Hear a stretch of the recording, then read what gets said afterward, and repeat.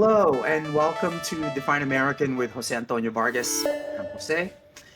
One thing I want to focus on today is the lack of representation of the Latino community in the media, on TV, in news organizations really across the country, and more specifically, the lack of Latinas in the media.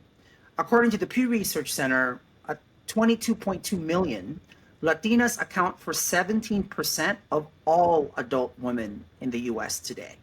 And I'm saying this because I'm remembering election night when it became very clear that the Latino vote was a central part of the election conversation. And I'm watching MSNBC, I'm watching CNN, I'm flipping through the channels, and I'm like, wait. I'm here with my beloved, very calm, very centered colleagues, Nicole Wallace, Chris Hayes. Adi Cornish, Dana Bash, and Chris Wallace are here. And Anderson Cooper is with David Axelrod, Van Jones, Alyssa Farrah-Griffin, and David Urban. Are there not 64 million Latinos in this country and we couldn't put a single Latina or Latino on TV to talk about the Latino vote? It was infuriating. And I'm saying this as somebody who's not Latino, as you know. And by the way, in our show, I use Latina, Latino, Latine, Latinx, Chicano, Chicana, respecting the diversity of how our guests prefer to be called. And the nearly 64 million people of Hispanic origin living in these United States deserve that kind of nuance and complexity. My guest today to talk about this and so much more is really an essential journalist, Jean Guerrero. Before becoming a contributing writer for the New York Times opinion section, Jean was a columnist whom I read regularly for the Los Angeles Times, where she was one of the few writers who centered the story of immigrants in general and Latinos in particular. She's the author of two books I own, and I own so much that I keep letting people borrow it. So I was looking for it yesterday and I couldn't find it. Two books. One, Crux, a Cross-Border Memoir, which was the winner of the Penn Fusion Emerging Writers Prize, and Hatemonger, Stephen Miller's Donald Trump and the White Nationalist Agenda. Jean, thank you so much for joining us in this conversation. It's great to be here with you. As you know, I'm a big fan. We've emailed, we've texted. I think your work stands for itself. If you're not familiar with her work, it's all over Google, it's all over YouTube. Check it out. So I'm just going to jump right in it, Jean.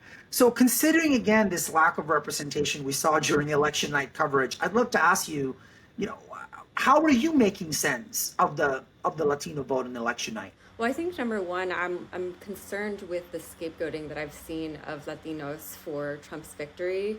I think we have to emphasize the fact that Latinos, the majority of Latino voters still went with Kamala Harris, and particularly when you look at Latinas, they resoundingly rejected what Trump represents. And so to the extent that there has been a rightward shift, it's been led by Latino men, and I think there's been an overemphasis on this idea that, that these voters are actually turned on by Trump's anti-immigrant agenda. I think what's happening is a reflection of the loneliness crisis, which is disproportionately affecting Latino men. I mean, it's disproportionately affecting men overall. There's a loneliness crisis that's affecting this entire country, but men are much more likely to be feeling the impacts of that. And loneliness, I know this sounds like somewhat of a tangent, but loneliness increases people's vulnerability to conspiracy theories, to disinformation, to scaremongering. It just makes them a lot more vulnerable to this type of propaganda. I know this personally from my father, who I wrote my first book about, and who's always had sort of a tendency towards paranoid thinking. But after the pandemic, when he found himself, alone and cooped up with his thoughts, he went down a MAGA rabbit hole and became, pro-Trump in a way that he was never before, and is to this day. I struggle to talk to him about it. So I think there needs to be more of an emphasis on the mental health component and how it's affecting Latino men specifically because of the economic difficulties that they're facing and the cultural differences when it comes to expectations to provide and, quote unquote, be a man and, lead the family in ways that they find themselves unable to in this economy. And so they turn to things like Trumpism as a way to feel powerful and to feel that they have a sense of purpose, when in reality it's just, it's nonsense. By the way, I don't think it's a tangent at all. I don't think it's tangential at all. I think it's central. I actually think, and this is someone, I'm saying this is someone who's witnessed friends who are Latinos in their 30s and 40s and how they kind of go down that rabbit hole, unmarried, unemployed, right? And it's been fascinating kind of watching that conversation in the past 2 years, right? People who voted for Biden the first time around and then were attracted to Trump this time around. And so absolutely. And I'm curious from your end as a journalist who happens to be Latina, right, who writes about immigration, what does the scapegoating say to you? Like, what does it signify really the lack of not just representation, but the complexity of the conversation? Absolutely. I think that's a great point. And it's something that I warned about, in January when I and more than 100 colleagues, mostly Latino or disproportionately Latino, were laid off from the Los Angeles Times. And then you saw other layoffs across the country that disproportionately targeted Latinos. I warned that this was going to sort of set the path for Trump to win the election, because we already have a severe underrepresentation of Latino voices in the news media who can counter the scapegoating, who come from mixed status families and are able to provide an alternative narrative to the hate and fear that Trump is espousing.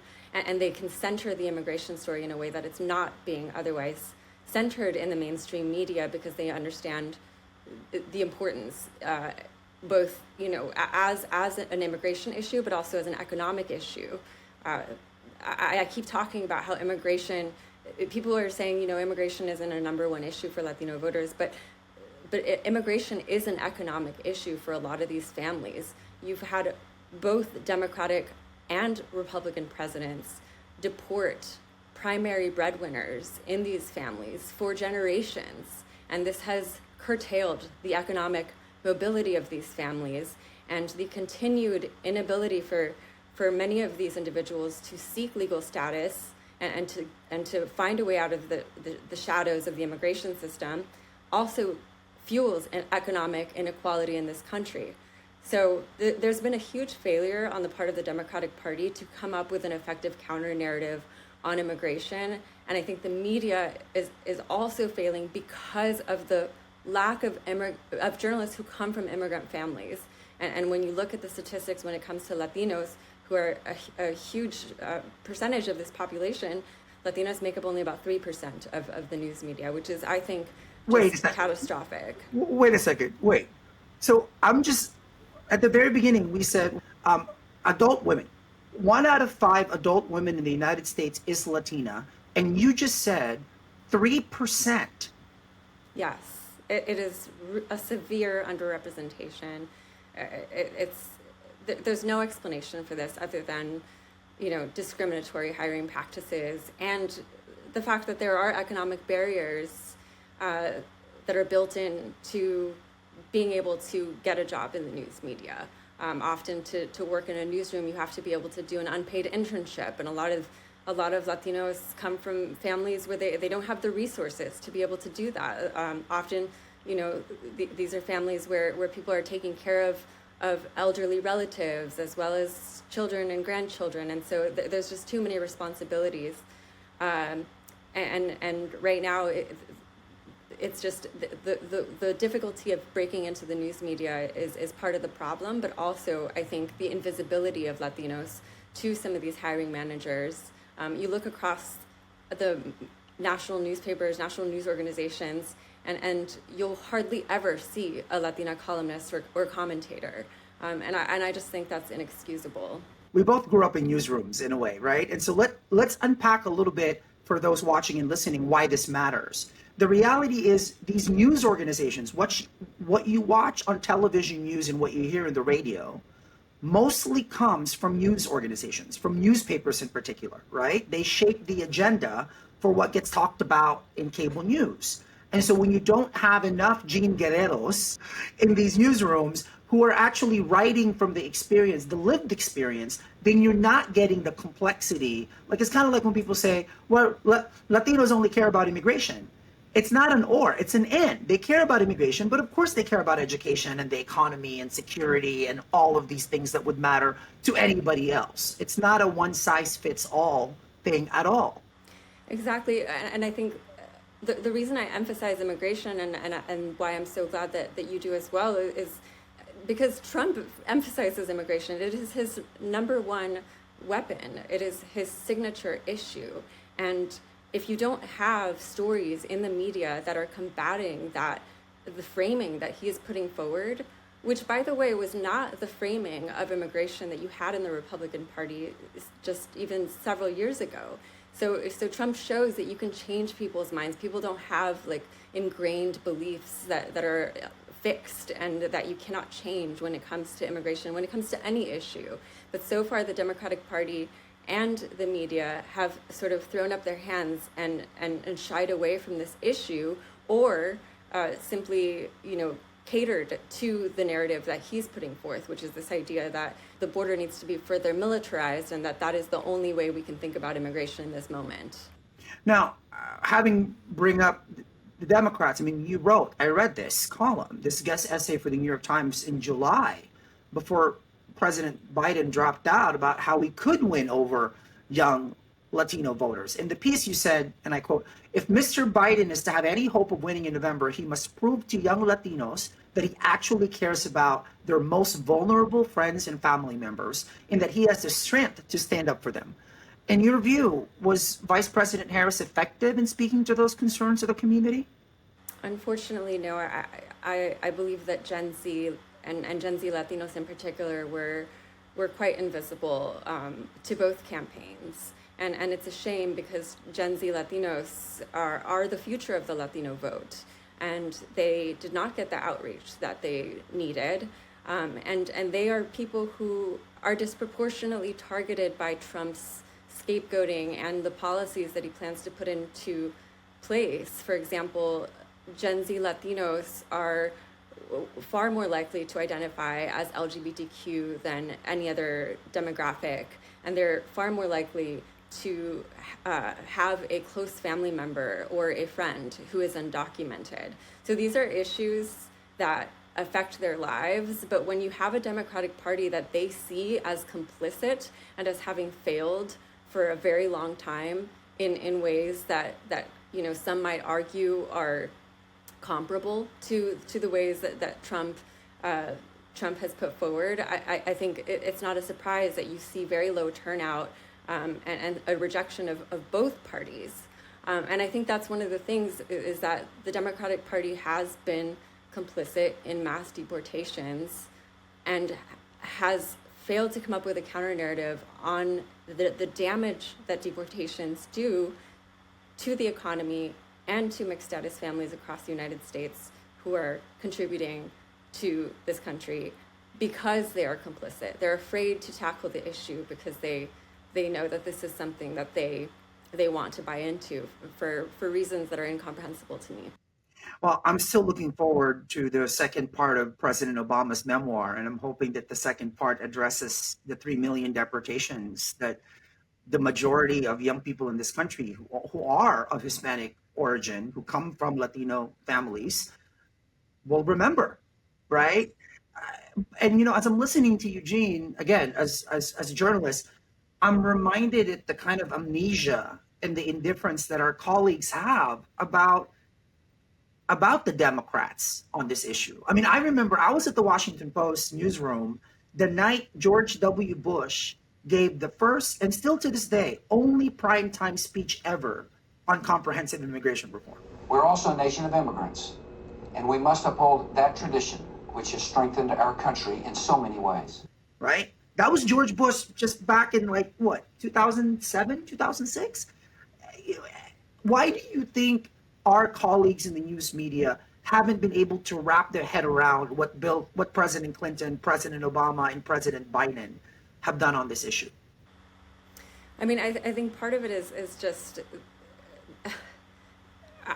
this short-sighted fixation on the present and this inability to look at how things could be based on how things have gone back and forth in the past. One thing that I think is kind of crazy is that back in 2016, when when Hillary Clinton and Bernie Sanders were talking about immigration, they were promising to reunite the families that had been separated by Obama's deportations. I remember they brought forward a woman whose husband had been deported, and she asked them if they would reunite her family because her children missed their father, who had been deported for a very small misdemeanor crime. And they promised that they would make those reunions happen. And this is something that was completely forgotten once you had Trump's family separations taking place, which I agree, you know, Trump's family separations were different in that they were put in place as a way to traumatize families. It was motivated by cruelty. When you look at the individuals in the administration who advocated for this policy, who implemented it, who made sure that children were torn apart from their parents for no reason whatsoever, it's clear that it was malicious and that it was a desire to do harm to these families.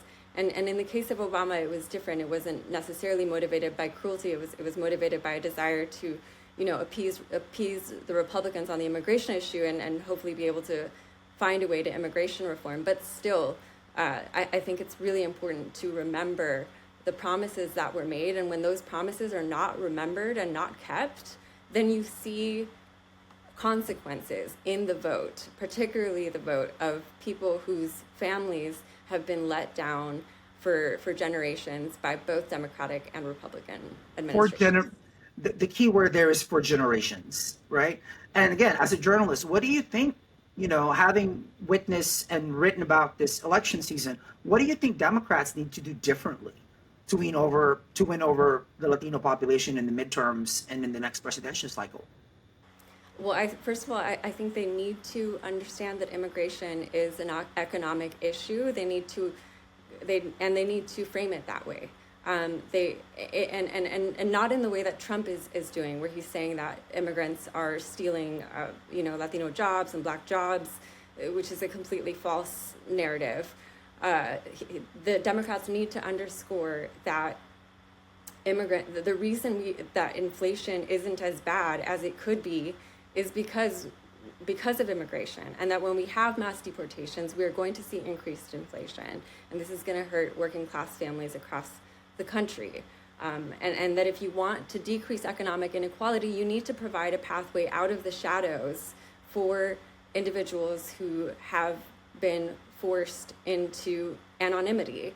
And the thing is, Stephen Miller, who I wrote my second book about, the Trump senior advisor, who's going to be the deputy chief of staff on policy, he's done a really effective job at framing immigration as an economic issue that hurts Americans. He frames Democrats as these elites who want immigrants here so that they can have cheap labor. And when the Democrats fail to do anything on immigration, they feed into that narrative. They feed into this idea that they are elites who just want cheap labor. But in reality, if they fight for these individuals to have a pathway to legalization, then they obviously they're not complicit in this system that wants cheap labor in the United States, because then there would be wage parity and people wouldn't be able to be exploited in the way that they are today.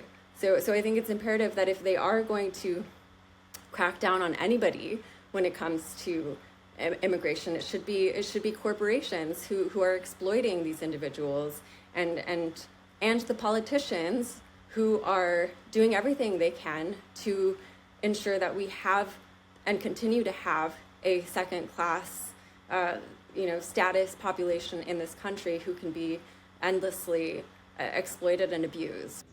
Well, following up, the book, you published that book, and again, I must have probably, I'm trying to remember because I have a little ledger of how many times I let people borrow books, and I think I have let Hatemonger, your book, I think 5 times now. You published this in 2020. I'm curious, having written this book, which is in many ways a definitive book on Stephen Miller and kind of this whole agenda, what lessons about Miller can we take from that first administration?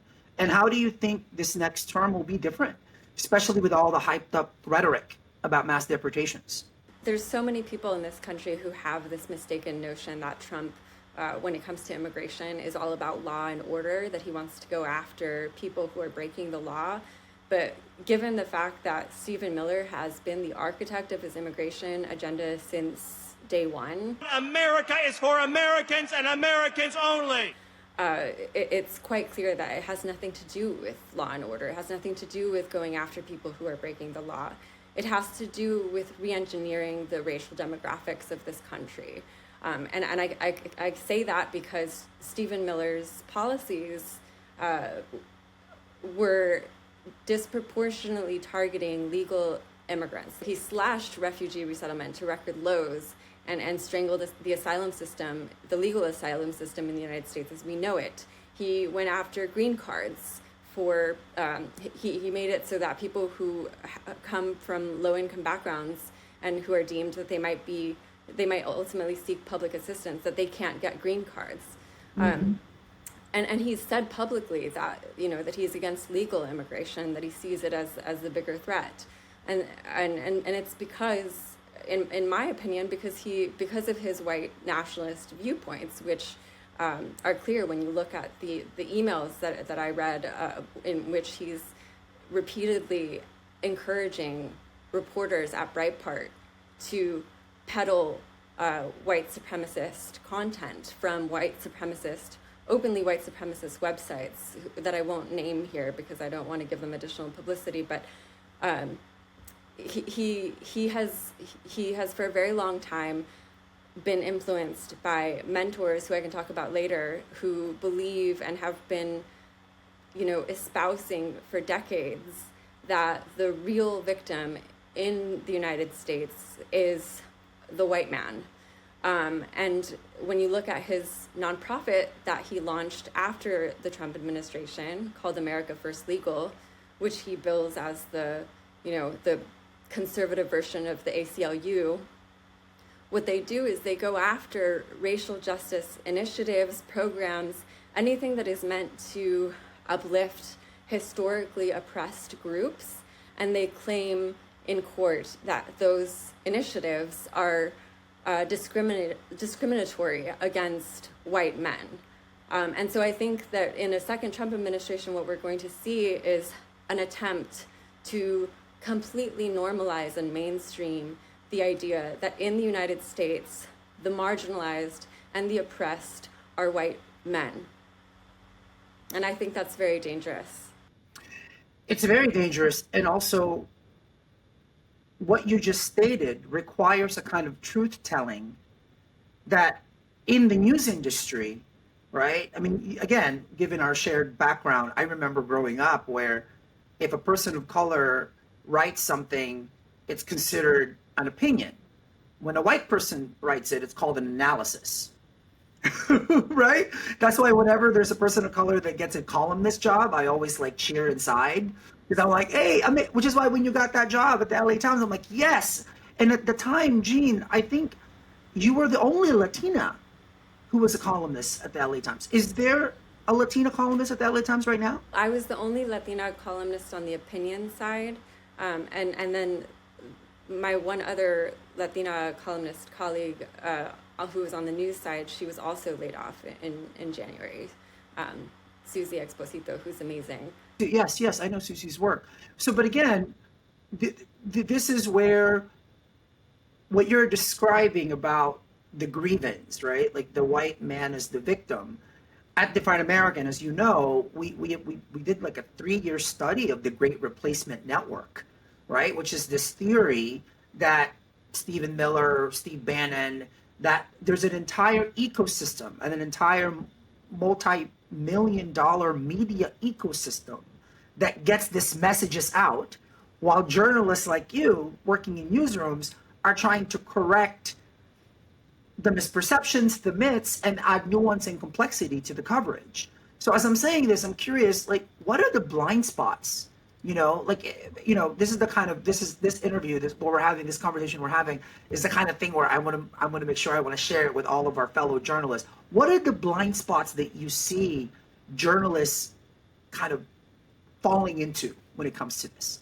The few well-meaning journalists who make immigration a top issue of coverage and who are able to make it a top issue of coverage in terms of getting approval within the context of their newsroom, they often fall into the same sort of binary of bad immigrant versus good immigrant, and they'll tell a really powerful story about somebody who is exceptionally hardworking, has never committed any crimes, has done nothing but make this country a better place, has raised wonderful U.S. citizen children, and how could it be that they are being targeted or that they're in jeopardy because of certain policies?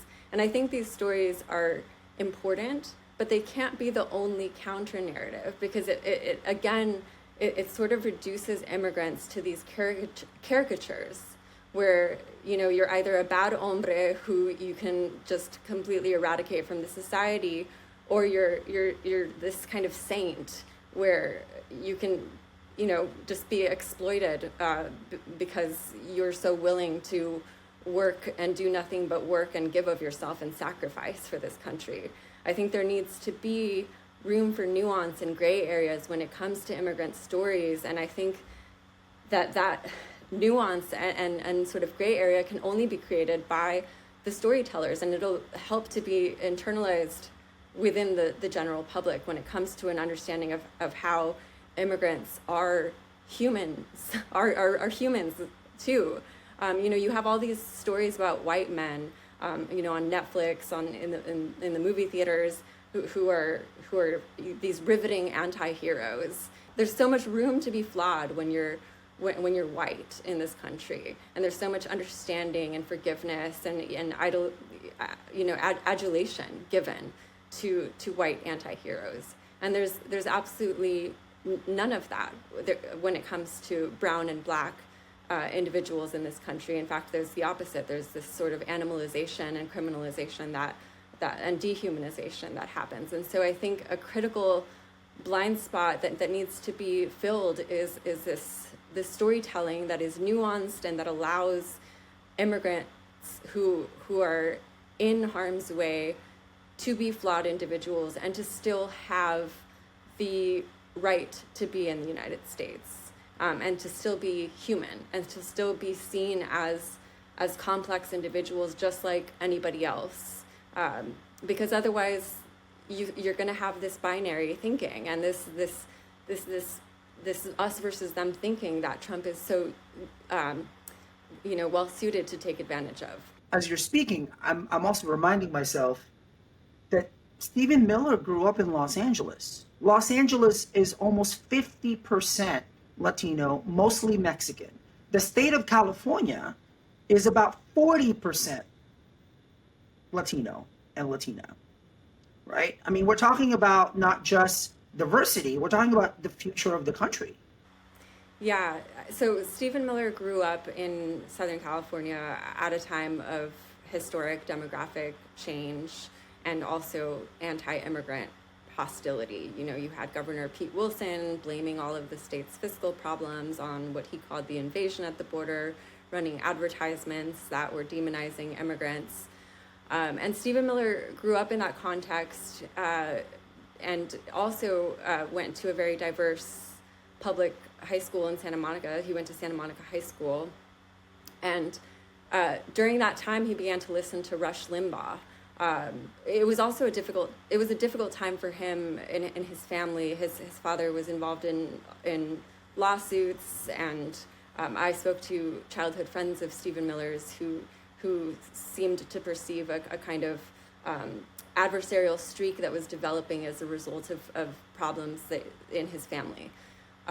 And so he then began to really act out in high school and, rant against multiculturalism. He would go to school board meetings to complain about festivities, Cinco de Mayo festivities and other multicultural events at the school, he would go up to immigrant classmates and tell them to speak English or to go back to their countries. So this sort of antagonism towards immigrants, and specifically to Latinos, was manifesting itself very early.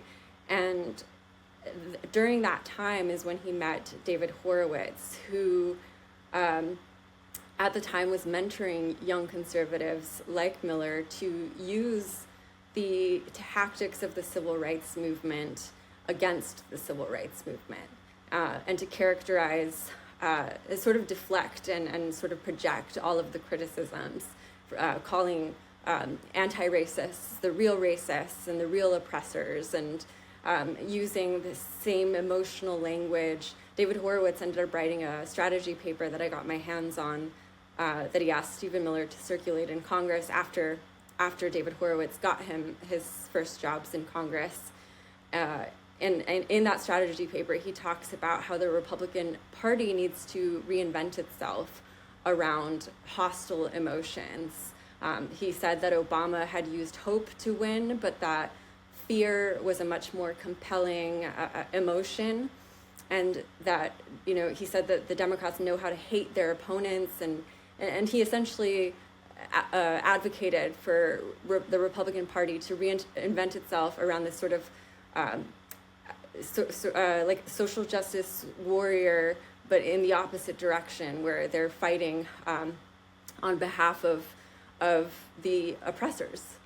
And the goal, I think, is a white nationalist project, just based on reading, David Horowitz's books, where he talks about how all of the things that we hold dear in the United States when it comes to justice and freedom and et cetera, all of these things he credits white men with having created, completely erasing and ignoring the central contributions of Black Americans in actually making these once false ideals true, or fighting to make them true in the United States.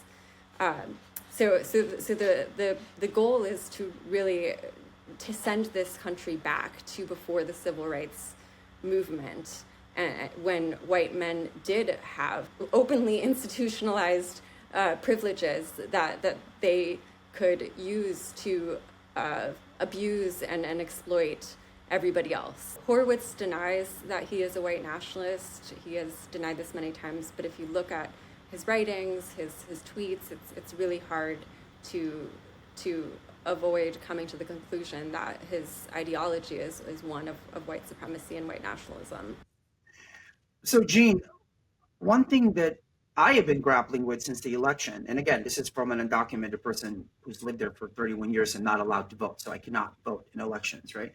But I have some family members who are Filipino who did vote, and a few of them voted for Trump, right? And so I've been wrapping my head around the Asian American voters, the Latino voters who voted for Trump, and as when you were describing kind of Stephen Miller's background and his beliefs, it makes me think about whiteness as ideology, that this is ideological, right? And people of any background, racial or ethnic, can fall into this.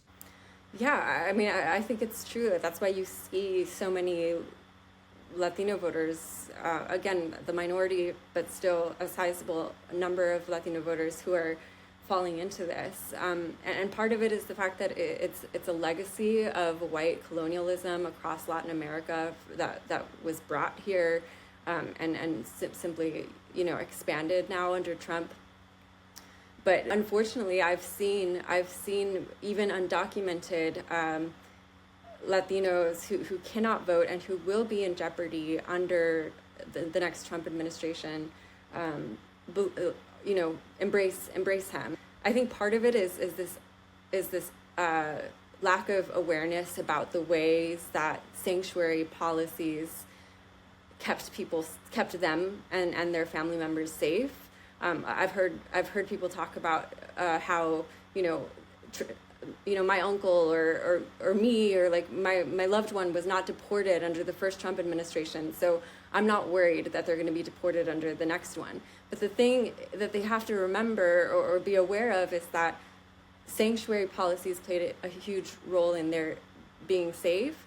And Trump now has a plan for that. He plans to infiltrate sanctuary states and jurisdictions, and he plans to withhold funding from police departments that don't comply with his mass deportations. So there's going to be a lot less guardrails to his ability to deport whoever he wants, and he's put in charge individuals like Stephen Miller, people like Tom Homan, who believe that nobody should be off the table, that if you are here illegally, then you must be deported, and also want to punish the U.S. citizen children of undocumented individuals. They plan to revoke birthright citizenship, which is enshrined in the Constitution, but apparently that doesn't matter to them, which says that if you are born in the United States, you are a U.S. citizen. They want to take that away for people who were born to undocumented immigrants, and unfortunately, I see a lot of support, substantial support for these ideas, even among communities of color and even among Latinos who will be directly or who their families will be impacted. And I think a big part of it is, unfortunately, this whiteness ideology that you're talking about, a whiteness as ideology, this internalized white supremacy, which I think gives people a sense of power when they feel disempowered, when they feel, like I said, lonely, because of the way that our world is constructed to isolate individuals. And unfortunately, people who are isolated or forced into isolation can become vulnerable to these ideas. I just have to say, a couple of minutes ago, the word colonialism just entered this conversation. A word that unfortunately is unfamiliar to many of our colleagues in the news media who see America as a racial project and not as an imperial one, right? And it's both. It's racial and imperial, right? And now, having said that, as somebody who read Crux, when I was reading that book, one of the things that occurred to me is it was so rare to read a book about a multi-generational Mexican-American family. And I wanted to ask you, this is personal, covering this issue, not only immigration and being Latina, this is personal to you. So can you talk a little bit about your own immigration story? Yeah, well, first of all, I just want to say that I chose to center my father in my first book because I wanted to challenge the systemic erasure of immigrant men who commit crimes or struggle with mental health issues or substance abuse. My father is one of those. He's really struggled in the past, and that my book was essentially a love letter to him, even though I was advised by multiple people in the publishing industry to not make him the main character because they told me that nobody would care about a person like him, but they were wrong. Yes, they were. But as far as my immigration story, I was born in San Diego and grew up crossing the border into Tijuana, which is where my dad grew up. And my mom is Puerto Rican, so she's a U.S. citizen, even though some people don't want to think of Puerto Ricans as U.S. citizens. But my dad immigrated in the 1970s and worked as a shipbuilder in San Diego, and he was able to get a green card because of his mom, my grandmother, who crossed many times illegally. She used to tell me about, pulling up her skirt to be able to jump over the barbed wire that was in San Diego at the time. But back then it was a lot easier for working class Mexicans to actually get papers, and so my grandma was able to get papers for herself and her dad. So my great grandfather was a bracero who built the railroads and harvested crops in the United States, but was deported during the Great Depression when Mexicans were scapegoated for all of the economic problems. But what's funny is that neither he nor my grandmother ever intended to stay in the United States. And I think this is true. And the reason I want to talk about this is because it's part of a broader trend where, they came here to work, to save money, to buy a house, and to invest in businesses in Mexico. And my great-grandfather zigzagged across the border for many decades with that idea and investing in his entrepreneurial activities in Mexico. And it wasn't until border militarization started that my family essentially got trapped here because, it became harder to cross informally. And so they had to make the difficult decision to either,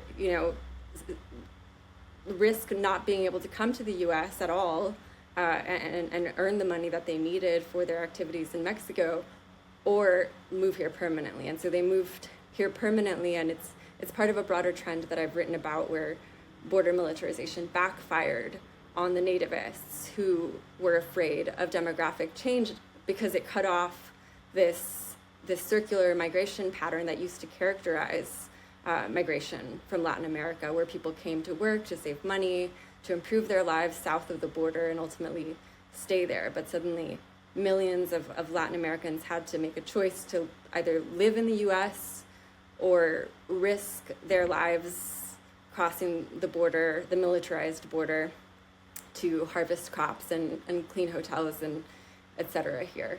So it's interesting because I owe my existence to the racist policies that fought to exclude my family. If you don't mind, there are many passages in that book, in Crux, that I underlined, and I just wanted to share this one for our audience who's listening or watching. This is in the book. You wrote, "You are the ultimate migrant, Papi. How often the theme of crossings comes up in your story. Border crossings, crossings between madness and sanity, crossings into parallel worlds. On his chest, he has a scar. It's in the shape of a cross." I just thought that was a really evocative way of connecting these dots. Jean, so we have a couple of more segments left.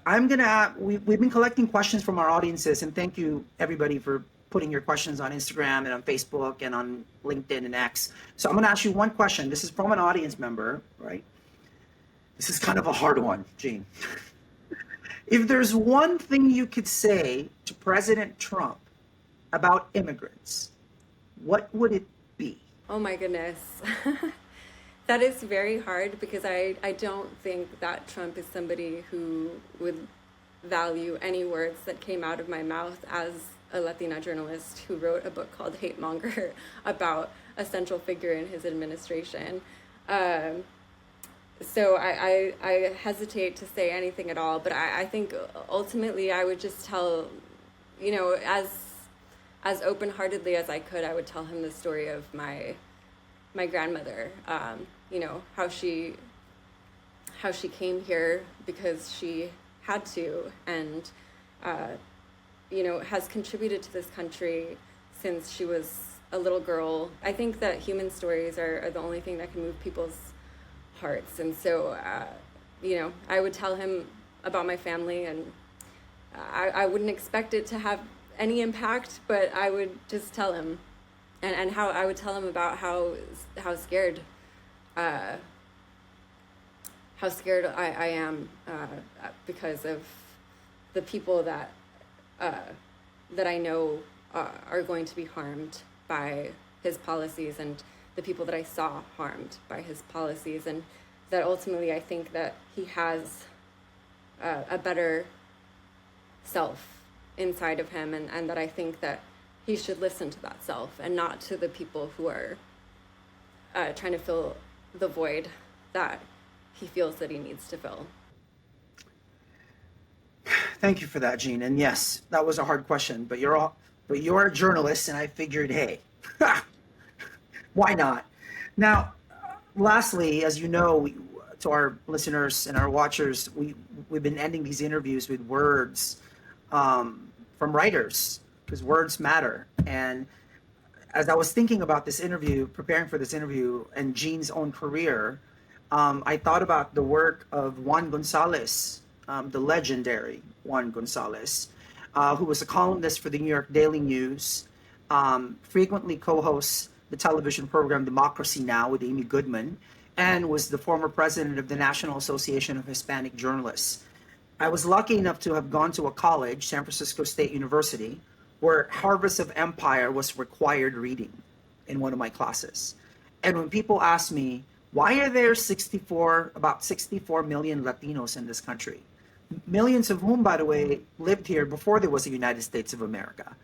I give them this book. So I'm going to read from a couple of passages in the book in honor of Jean's work and in honor of all the journalists of Hispanic origin, Latina and Latino journalists who are trying to tell the truth with facts and with context and with humanity.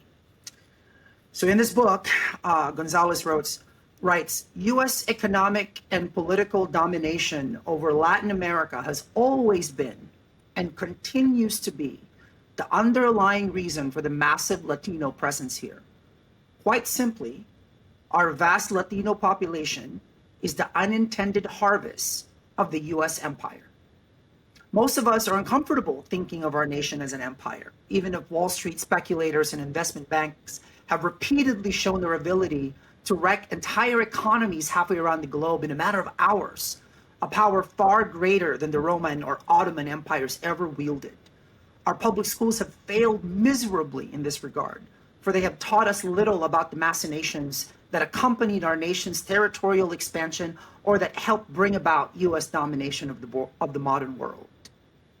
And, now this is me talking, and the necessity to cover this modern world and this modern America with the complexity and the nuance that it deserves is why journalists like you matter, Jean, and writers like you matter. So I'm really grateful for your work and thank you for joining us.